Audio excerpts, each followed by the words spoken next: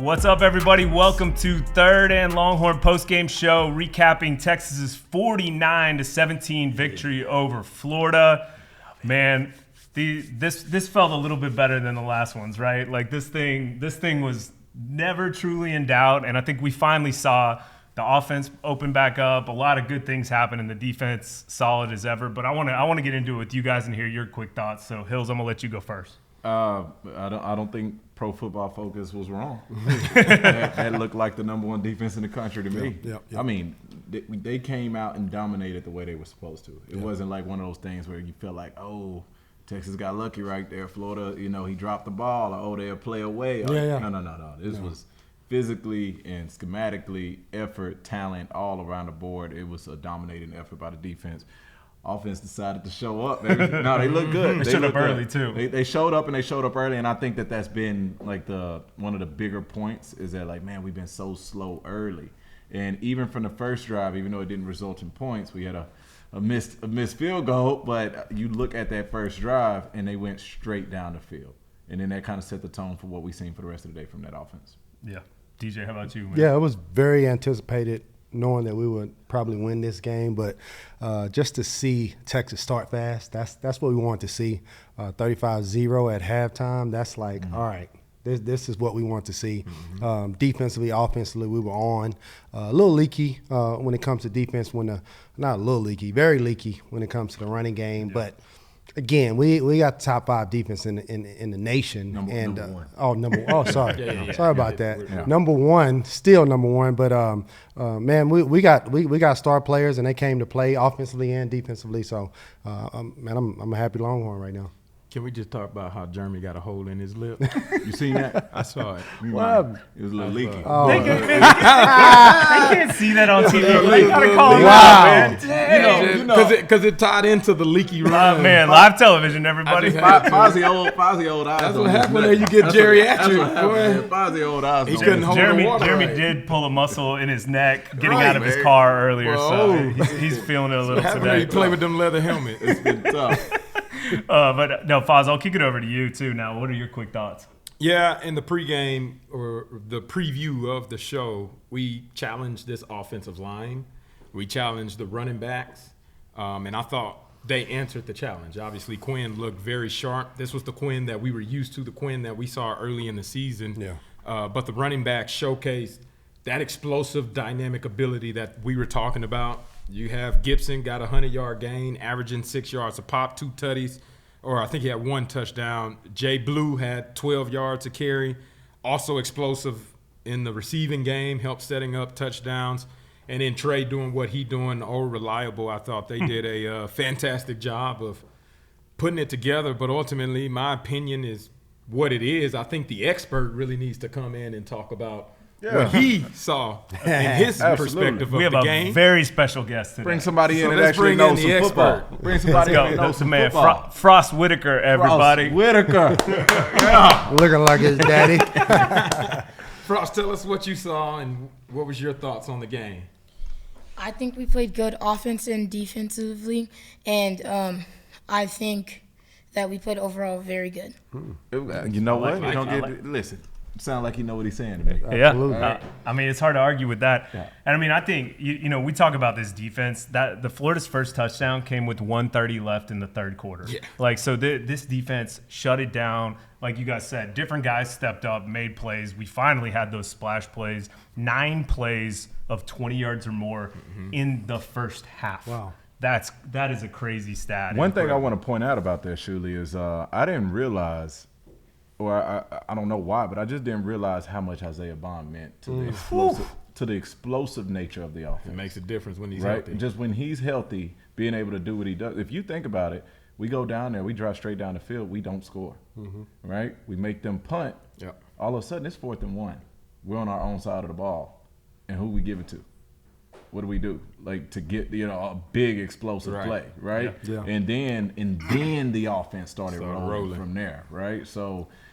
I was looking at him throughout the game, and I'm like, man, I gotta get this kid his credit. Like he's really a part of that thing that makes it explosive. And I think just to add to that, that's so true, Jay Hills, when you think about it, what Bond means to this offense, it's effortless. Like when he does his stuff, man, I'm like, why is it so smooth? You running away from people. You're supposed to be like, you're supposed to be, and it's just floating. His last touchdown, I thought he broke 2 tackles. Dude, there's another year. He broke the tackle, and then I was like, in my mind, he's tackled by the safety. Yeah, I'm like, oh, okay. And I'm like, they didn't get him. He's in the end zone already. He's in the end zone already. James Bond posing in the end zone. He 007 GoldenEye in the end zone already. I was like, my goodness, I can't wait. Me being my background, I cannot wait to see what this kid runs at the combine. I don't think I know how fast he actually is. Yeah. Well, and it gets lost. There's so much depth and so much talent in that receiver room that I think we have a spoil of talents. But when you see him, you're like, oh, I get why he's a projected first-round pick. Yep. Like there is another gear there. And yeah, let's just get straight into the offense. We're already kind of in it. 563 total yards today. 352 passing yards, 210 rushing yards. We're averaging 6.8 yards a carry, 10.7 yards a catch. For everybody who was yelling at Quinn for doing too short of passes all these last week and a half, he was averaging 10.7 yards per completion. So, and let's start right there. I want to go to you, Fozzy. Let's talk a little bit about this Quinn Ewers performance, which was basically a half of football. 19 of 27, 333 yards and 5 touchdowns. Yeah, so the initial drive, and we talked about the challenge that the offensive line needed to have, the challenge that Quinn needed to have to step his game up, and we see the sack ensue on 3rd down, which pushes Bert Auburn's field goal attempt back by about 10 yards. Let's not talk about that part. And then, we ain't going to talk about the result of the field goal, but that yardage was critical in setting the tone for the first drive that Texas had. And the rhythm of Quinn, you can see, got a little off because whenever they started the next drive, there were a couple incompletions, little miscommunication. I mean, Isaiah Bond broke Nakona off. Like, Nakona failed and was, like, nowhere to be seen. Yeah. But the ball was thrown. I thought it had to be passed. I thought it has to be offensive passing. I had no idea what went down on that, but the communication between those two guys was a little off. Yeah. And so you can see how the penetration of a hit or a sack can sometimes affect a player whenever they're trying to make a play and have an opportunity to short-term memory it, come back, and then lead the next drive. And then it wasn't until that 4th and 1, JG picks it up, and then Quinn finds his swagger back, and, man, he never lost it again. And the emergence of Isaiah Bond being completely healthy, obviously dynamic playmaker, but then Matthew Golden, the 2 transfers that come in and have been the splash, the spark, and then the glue guy, Nightmare on Helm Street. Dude been balling. I saw that sign today. I don't know who made it, but that was dope. Yeah. But Nightmare on Helm Street, those 3 guys, man, they've been the core nucleus. Whenever this team wants to be extremely explosive, those guys are in the mix, and they're in the mix often. And you see all 3 of them make some critical plays. And then Jaden Blue, good to see him back in the pass game. He broke a kid down, man, too. that poor kid. That linebacker had no chance. He handed him his jersey on that move. Yeah, he was just it is like you done. But Quinn saw it well. He got his confidence back. He felt, or it looked as though he felt in control of the offense, in control of the game. And that's the Quinn that we were used to. It finally seems as though he's completely healthy. Yeah, I agree. After kind not just healthy, but authoritative. You can see the authority in his presence. Yeah, you can see him start to feel like, even when when you're watching the TV copy, it's a little different than when you're feeling it there at the stadium. Right. But when they get that close shot on somebody's face and you're looking at man's eyes, that's gonna tell you the something. Intensity. Yep. It felt like somebody that's in control. It didn't feel as if I'm reacting to everything that's going out here, but more so of like I'm calculating what's next, right? Yep. I'm telling my troops what they have. I got coordinated celebrations with my linemen. I'm not, right. People out there, they're like, man, is football fun? I'm like, winning is. Yeah. No question. Winning is fun. And what we got a chance to see was a group of guys out there having so much fun today. Yeah. They were having fun at every position. They were having fun today. Yeah, I'll add to that, man. Offensively, I love to see them light up the scoreboard. And it's kind of crazy when you look at the stats and you say, okay, Florida had about 200 yards rushing and we had about 200 yards rushing. Mm-hmm. But it looks different. Our rushing the yard looks different. And no matter how you get it, we got 200 yards rushing, so we were very effective when it comes to being able to have a reverse here and take it, 50 or 60 yards, which helps, right? And then a lot of times when we get these short passes, a lot of people talking about these short passes from Quinn, it's an extension of the run game, right? When it comes to bubbles and RPOs and stuff like that, when you see a certain box or whatnot, it's you want to get the ball out, and we got really good players on the perimeter, and I will take away a carry and throw it to the side and get Isaiah Bunn down the field. I'll do that a few more times. Yeah, and I know like Fozzy, you and Hills talked a lot about trying to figure out this running game and find it, and your hope was this was the game we would kind of get back into it, and I think we did. Look, it wasn't there weren't necessarily a huge bunch of splash plays, and they did have more than they've had. But talk a little bit about what you saw. 31 carries, 210 yards, 6.8 yards a carry, and 2 touchdowns with the long of 45. I don't want to get caught. Don't get me wrong. I love hearing those numbers. But I don't want us to ever get caught up. The reason why we're talking about the run game is because of its importance and its significance to the tempo and control of a game and the offense. So when I'm talking about the run game, I'm not just talking about how many carries, how many yards. Right. That is a part of it, a big part of it. But the reason it's important is because Gunnar Ham's wide open because of the run game. Right. Yep. You see what I'm saying? Yep. The throwback to the running back where the kid went crazy and he ended up scoring on it, right? Right. That's because they've been crashing down on this run game, right? So when you start talking about the run game, it's an extension of everything else. It makes everything else a little bit easier. The holes on the back end for the quarterback to see are a little bit wider. Right? Like, so when you think about that, it's like, that's true. That's what you want to see from a run game. Now, don't get the numbers you just read, I'm very happy they exist. But I'm more so looking at it as how did that impact the game? It kept us in control. It kept our defense on the sideline, resting up, making adjustments, getting ready to come back out. Like, that's why the running game is important. Yeah. You know what I mean? So what I seen today, more importantly than those numbers, what I seen today was an offense that was in control, playing at its tempo, with a complementary running game that kept us on schedule. Yep. So that's what I want to see. I'm not necessarily saying like we need a magic rushing number per game or a magic rushing number per attempt. Yeah. How does the running game impact the flow, the tempo, and then how we're controlling the game? To piggyback off of that as well, the big chunk plays that Texas got were also in the second half on the ground. Whenever you start talking about having to win games, and whenever you go on the road to Fayetteville, you go on the road to Kyle Field, and you have a lead, what do you need to do whenever you have a lead? You got to tote the rock. Yeah. And you got to possess it, and you got to make sure you take care of it, young JG. Obviously, Coach Choice going to get on him about that whenever you got the lead in the fourth quarter. But at the same time, that's something that you want to see from those guys is getting stronger as the game goes on. And then at the fourth quarter, this team was at its best toting the rock. And I think that's something that I can take away because Texas hasn't necessarily shown that consistently over the course of the season, and the way that they were implemented today was truly impressive. And I think one of those getting back to the fundamentals that we talked about from the bye week was something that they were able to emphasize. Now, DJ Moore too, the drops that he had, that has to get cleaned up. Yeah. But if there's anybody that I'm the least amount worried about fixing that moving forward, true. It's that man right there. But the last point I'll say is like Fozzy knows this. One thing we were taught, and I think every running back room teaches it, is that like every time the ball comes to you, that's the entire university. That's the entire team. That's mama's heart, baby. That's mama's heart. That's everybody saying, I trust you to just turn around and give it to you and say, we're going to do our best to make sure you can be successful here. On both 4th and 1s with both units, the first unit and the second unit, on both times when we could have did anything else, we turned around and we gave the ball to our running back. And both times they cashed in on that. Earning that type of trust, and coach is writing that down.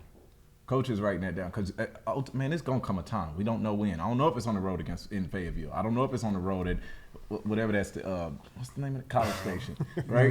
It's terrible. Snook. It's a terrible little place. If you take 290, you'll pass it up on the way to Houston. It's absolutely garbage. Don't stop at the gas station. It's terrible gas. But, like, you don't know when, but in this season, down the stretch, there will come a time that we are on 4th down and we need to put the ball in somebody's hand.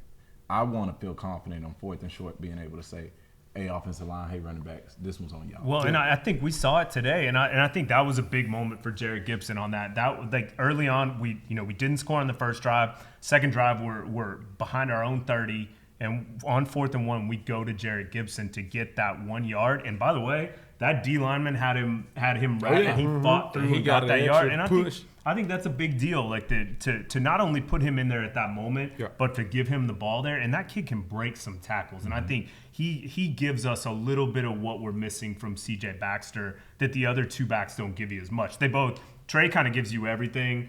Jaden gives you that just explosiveness, but I feel like Jarek's that guy that we can count on to get those yards when we need them. And we got to mention Sark. Sark was in his bag today. I was going to get into that. Just play calling, man. It's just I'm a defensive guy, so I don't know much about offense, but I know that when there's certain kind of offensive plays that would give defensive headaches.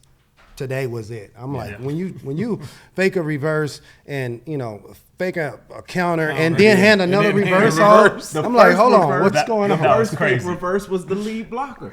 Right. I'm looking the at announcers this are like, I've never seen this play in my life. I've never seen this play before. Like, man, that was pretty good. Even man. the way he sets up motion, like whether it's a fake to the right first to then to come back to the other side, just the little things he does that throw that defense. Yeah, even a hand. It was a couple times where you're tossing ball this way, but the quarterback would go this way and then go that way. Man, I'm telling you, that on defense side of the ball, guys we're good at with the eyes, and when the quarterback goes that way, we go this way, and then they toss it the other way. When it's that little misdirection, that stuff matters. But look, adding to that, right? And then now line this running game in. You do that successfully enough, all of a sudden that play action when he opens up here, and those backers just move 2-3 steps this way, and now right behind them when the quarterback flips with the ball and they have that. Oh, my bad. Yeah, I'm supposed to be there. I'm supposed to actually be right there, right? That's how that all ties in together. That's complementary offense. Yeah. Well, and before we move over to the defensive side, I want to give the stats for the receivers. Jaden Blue, 3 catches, 67 yards, was our leader with that 45-yard long. Matthew Golden, 3 catches, 64 yards, 2 touchdowns. Like, he has become kind of Mr. Reliable for this team. Yeah. Trey Wisner, 3 catches, 59 yards, and 1 touchdown, including that 50-yarder. Isaiah Bond, 3 for 55 with the long at 34 and a touchdown. Gunnar Helm, 3 for 42 with the touchdown, long at 22. He keeps going. Silas had a couple nice catches. DeAndre had a couple nice catches on the first drive and then had that happen. But I think it just shows you how well we spread that ball out. Those 352 yards were spread out all over the place. Nobody's got gaudy statistics on this team, but I think everybody gets their chance to showcase, and that's what's so great about this offense is you're gonna have your moment. You're gonna have your moment. Yeah, and when you have games like this, man, it's so important. We have to play more and more people. I'm starting to like blowout games like this because I get to see other guys, right? When I was playing, it was like, oh, man, we were blowing them out. I can't play the second half. Right. But now that I'm sitting on the couch looking at the game, now I'm like, oh, man, we get to see this guy. We get Ty Anthony gets in the game, catches an interception. Yeah, I like that.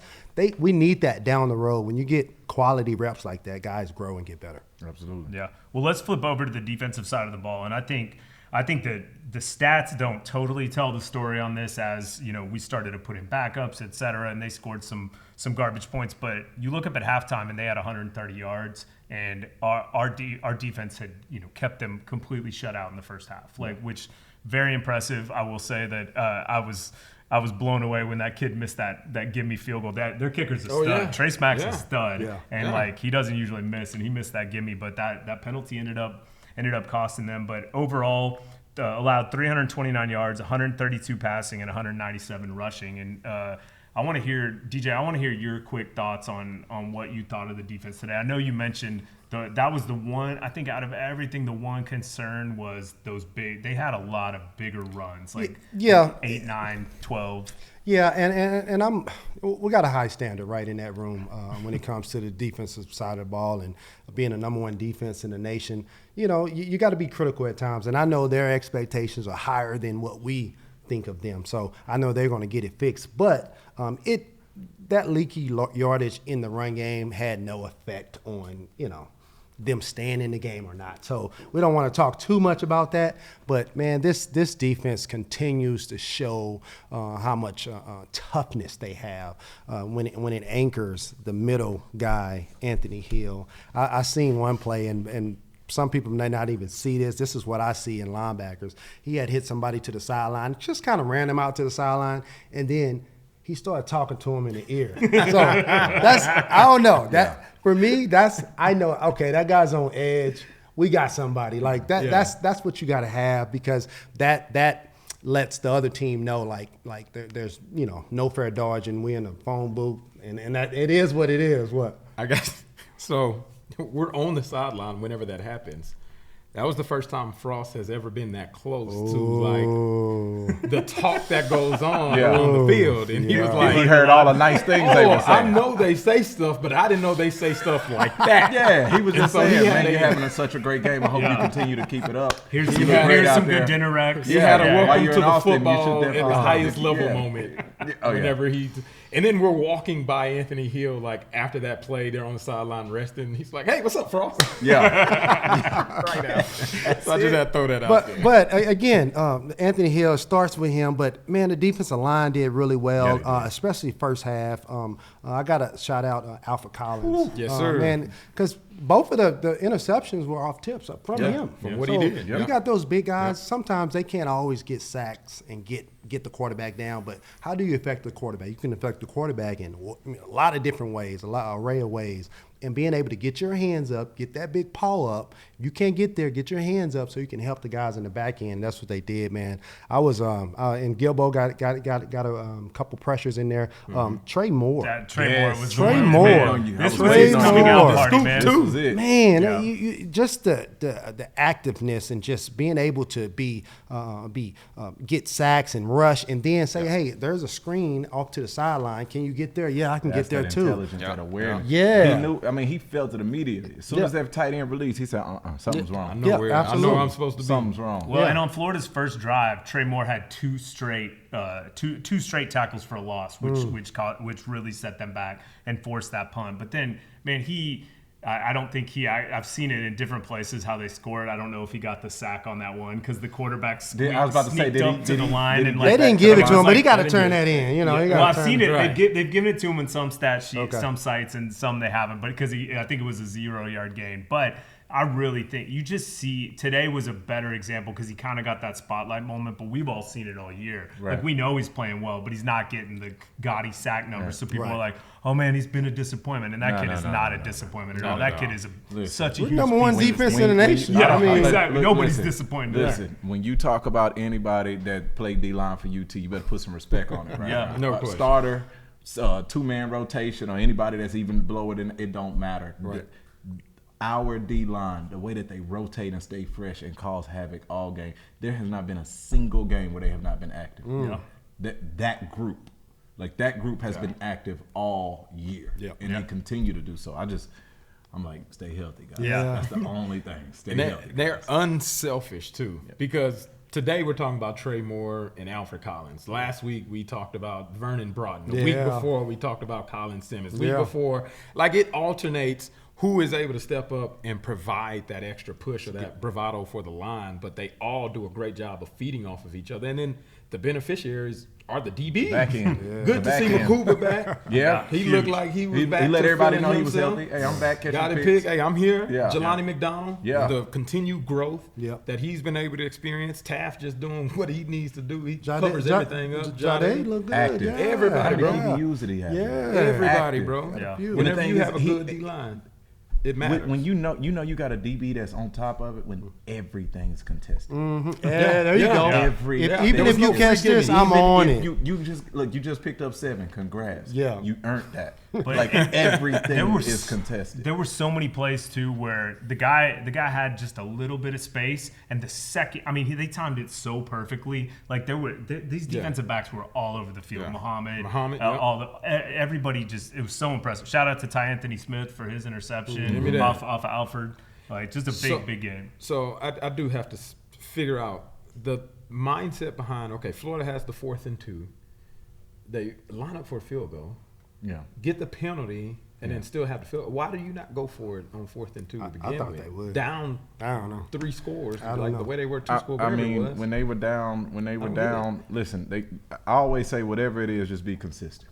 Right, like, and they were consistent. And they were with that. consistent. They were. I won't listen. They stayed the same. They stayed the same because when they were down 4 scores, they still kicked the field. Right. They were worried about the shutout Yeah. at that point. So I mean, I don't have the answer, but I tell you what, they are consistent. But to the same degree, the only reason why I think about it is whenever you go conservative play calling, right? You're like, okay, I'm gonna just take the point. Same way at the end of the half, why not just tote the rock? Yeah. Run the clock and be like, hey, let's get off this field. Let's regroup at halftime. Take the conservative approach since that's what they were doing. That's what they like to do. Huh? Then they throw the ball up in the air to Anthony Smith. Said, "Thank you, I will take that." And then Texas goes and scores one more on them. immediately. Yeah. So the play calling and the way that the game unfolded was a little confusing from the mindset of why Florida did certain things. Man, to their credit, we said it in the preview show. This team is riddled with injuries. Mm-hmm. I mean, I got a chance. I've been watching Florida from the jump. I love ball. Y'all know I've been watching Florida from the jump, man, and it's been a little disappointing to see like. They got some stars over there. Yeah. Yeah. And those guys are not playing. Right? Well, and that's part of it. They were missing their top 2 quarterbacks, their top running back, their 2 top wide receivers, 3 of their top DBs, 2 of their top offensive linemen. Those missing their running back? Yeah, Man, they got a couple good ones back Johnson's a there. beast too. Yeah. But I mean, they've got 3 really solid running backs. So This season has not panned out the way Florida thought it would. It was cool to see that they got confidence in the coach and they saying that they're gonna bring him back no matter what, and. Obviously, we'll see. We'll right? see. Right. I know. We'll see. So Higgs said they wrote that note in pencil. We'll see how that works out for them. But, man, this game is unforgiving. Yep. And it definitely is unforgiving when you come down here to Austin. So, ultimately, we sent you back with a thumping, and y'all can go figure it out in Gainesville. Yeah, and look, they're missing a lot of guys, but this is a similar team that took Georgia down to the end. I mean, they were tied with 7 minutes to go. This is the same team that went to overtime with Tennessee and dominated Tennessee the whole first half. Mm-hmm. So like this team can play ball. I would just challenge you and say this is the University of Florida football. Yeah. This isn't the same team. No, I agree with that. You know what I mean? But yeah. But also props to us for taking care of business. And I think this Texas team, and we proved it again today, you let this team get 3 scores up on you, bye. Good night. Game over. Like that's it, and that's it. And so that if this team can find that in the first half and find these 3, 4, 5 score first halves, like nobody's going to touch this team. I think with us, what we've seen consistently is that when we get rolling, good night. Yeah. But one thing, a question that we're going to have to answer is, what does it look like for us when we can't get rolling? When we don't get rolling, right? Like, do we have the ability to? I've only seen it once from us this year. Really, it was against OU. Do we have the ability to start slow and then really turn it on? Well, right? and especially and I know we talk about that game in Snook at the end of the year, that small town in Texas, but the next weekend, Snook. That's if you missed the exit for College Station, you end up in. Everybody's gone to Snook at least once in there. I think Snook was where CDC parked when he was stealing Jim Schlossnagle from A&M. That makes sense. That makes sense. I accidentally been in Snook. Yeah, everybody's been in Snook, whether they like it or not. But that being said, this game next week in Fayetteville looms pretty big, and I think this is one of those moments where we're truly going to find out what this team's made of.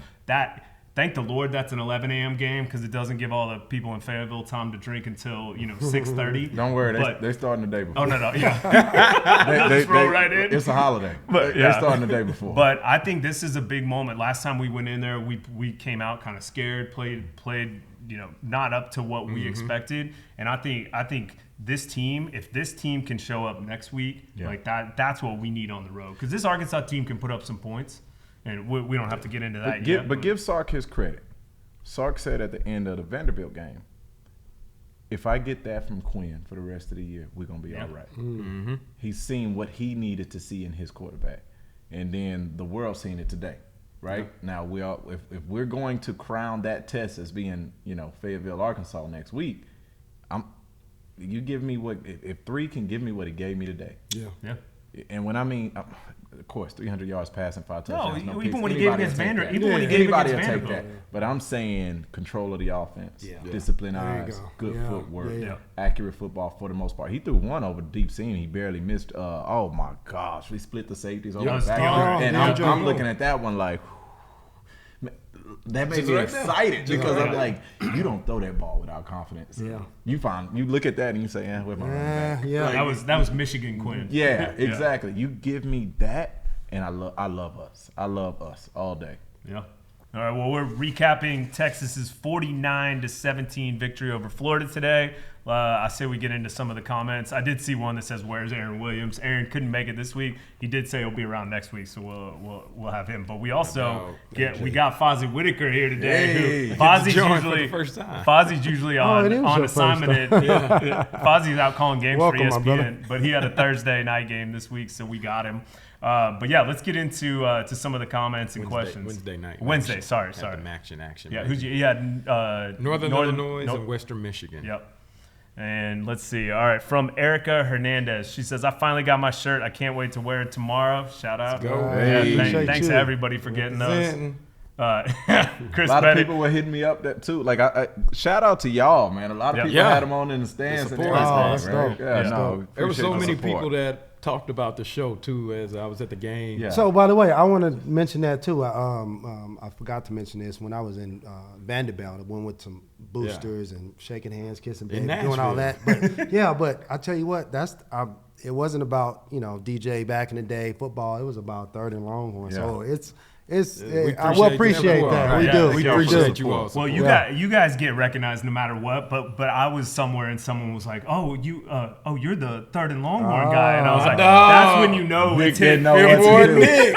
All of a sudden, Nick had on shades at night. More like Hollywood He Nick. didn't know what to do.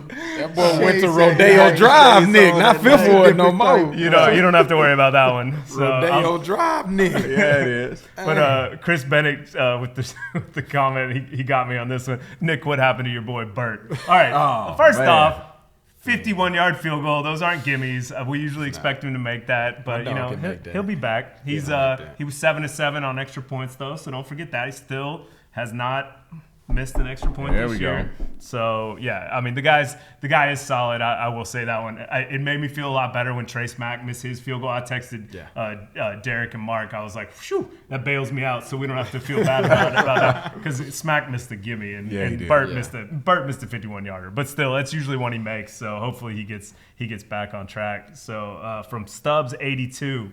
Jay Hills called it. The Longhorns will cover and go over. Yeah, Jay Hills also called it on 17 points, but we talked him out of it because we're like, where are they going to get 17? Trying to tell you guys. Trying to tell you. Yeah, no, you were right there. From Brian Gage, he says, "Loving the Howler hats." Yeah, shout out to the folks at Howler for Fozzy's hat and DJ's hat. They got a great line that just dropped, and you can still get it today at Bertha's Market. It'll be in the Moody Center store, but that stuff's I think it's almost sold out already. But they did say that they're gonna do a re-up and it'll be here by April. Yeah, so April. Yeah, they said April, but we'll see. But so definitely get your hands on that stuff. They make really cool stuff. And shouts to them and Jen Ronan for hooking us up with the hats. So she's so awesome. She dropped them off at my house. Like that's next level. So she was like, "They got this one in black." I know. I think they're all orange, but they got a couple shirts and everything. It's rotational. I like our hat. And then Chris Bennett again. What's up from Washington State, guys? Great win. Hook 'em. Shouts to CB. He's always on, man. Erica Hernandez says the drops today though. Look, that it happens. I'm like you said, Fozzy. I'm not worried about DeAndre Moore, and I know somebody said he dropped one in the spring game 2 years ago. I'm like, come on, man, come on. That kid's been solid. He's solid.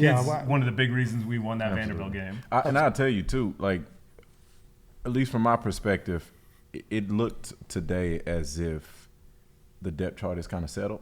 Yeah, and you can see like clear 1, clear 2, clear 3. Like the route combinations that you're gonna come from in their roles, like you know what I mean. And I think what that is going to allow is just like this maturity amongst how the routes complement each other, what they expect from me. You know what I mean? Just the whole thing.